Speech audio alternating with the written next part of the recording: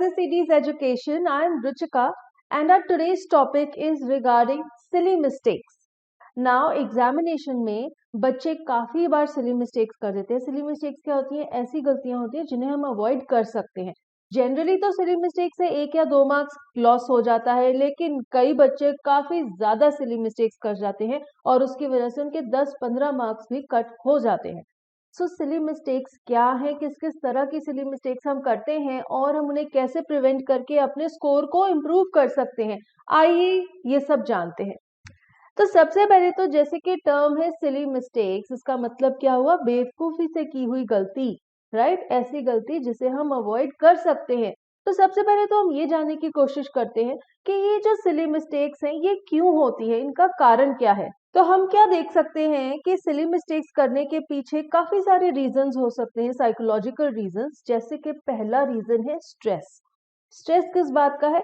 एक तो देखिए, पहले ही पढ़ाई का इतना ज्यादा बोझ होता है, इतना ज्यादा सिलेबस होता है, उसे कवर करते करते ही बच्चे थक जाते हैं, तो वो स्ट्रेस्ड आउट हो जाते हैं. लैक ऑफ स्लीप है, बहुत ज्यादा प्रेशर है पढ़ाई का, जिससे टेंशन है, नींद अच्छे से आती नहीं है, खाना ठीक से नहीं खाया जाता है, ये सब कुछ एक्यूमुलेट हो जाता है. और जब हम पेपर देने जाते हैं हम उसी स्ट्रेस में होते हैं, उसकी वजह से हमसे सिली मिस्टेक्स हो जाती हैं, राइट? Lack of focus.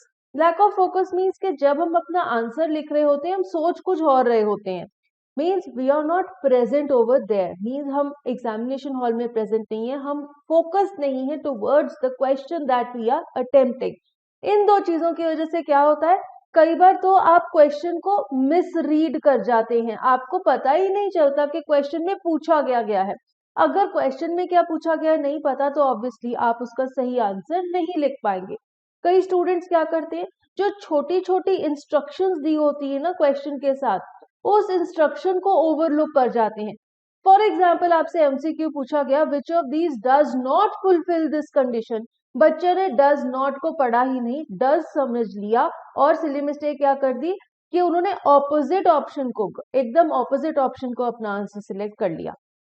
ठीक है, अब हम क्या जानेंगे कि टाइम मैनेजमेंट कितना इंपॉर्टेंट है. बहुत बार क्या होता है, जब हम स्ट्रेस में होते हैं, फोकस नहीं होता और ये प्रेशर भी होता है कि हमें 3 घंटे में अपना पेपर कंप्लीट करना है.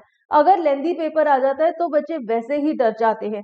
तो आपको क्या करना है, टाइम मैनेजमेंट ये बहुत ही ज्यादा इंपॉर्टेंट है. ऐसी टेक्निक्स अडॉप्ट करनी है जिससे कि आप अपना टाइम मैनेज कर सकते हैं.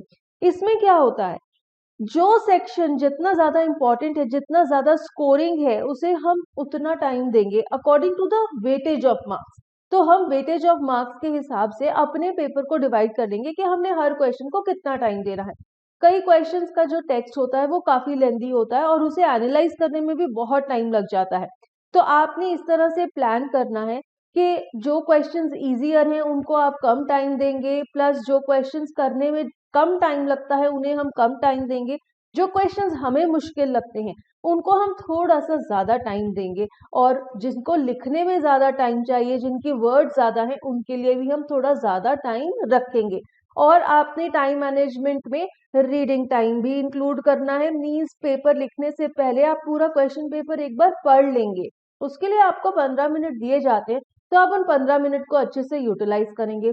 और फिर आप एंड में पेपर को रिवाइज और चेक करने के लिए भी 15 मिनट्स रखेंगे.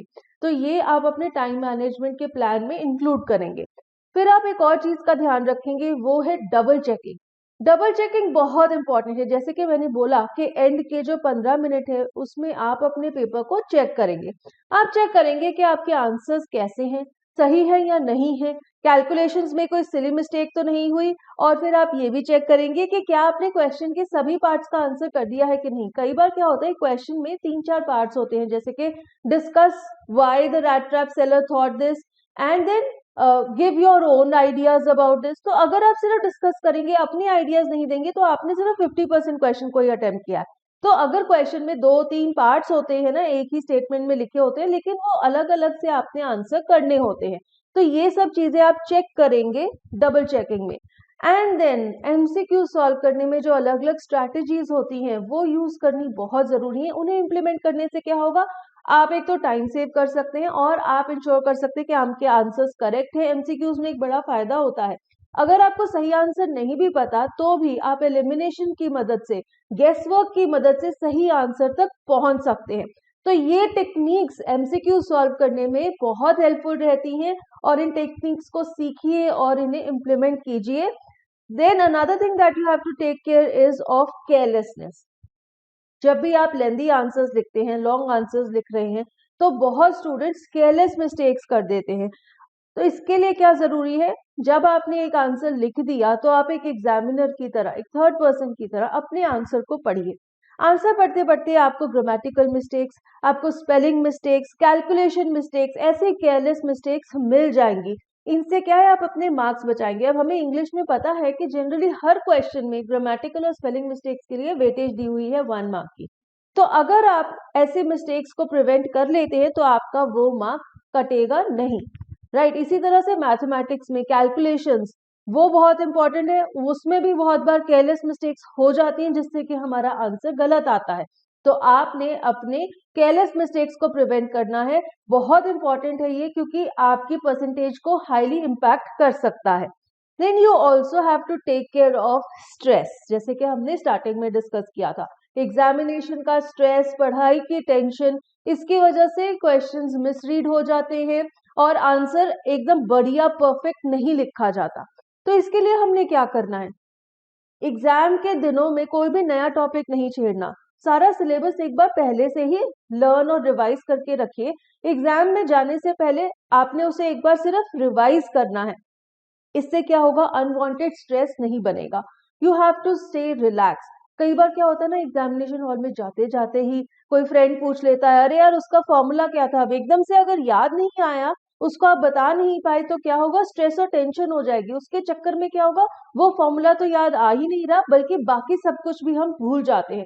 तो इसलिए क्या है, अनवांटेड डिस्कशन से दूर रहिए, आप फोकस रहिए, रिलैक्स रहिए। क्योंकि जब आप पेपर लिखने जाते हैं ना, तो क्वेश्चन पढ़ेंगे और थोड़ी देर अगर आप रिलैक्स भी रहेंगे ना, तो एकदम से ही आपके दिमाग में पूरा आंसर आने लग जाएगा।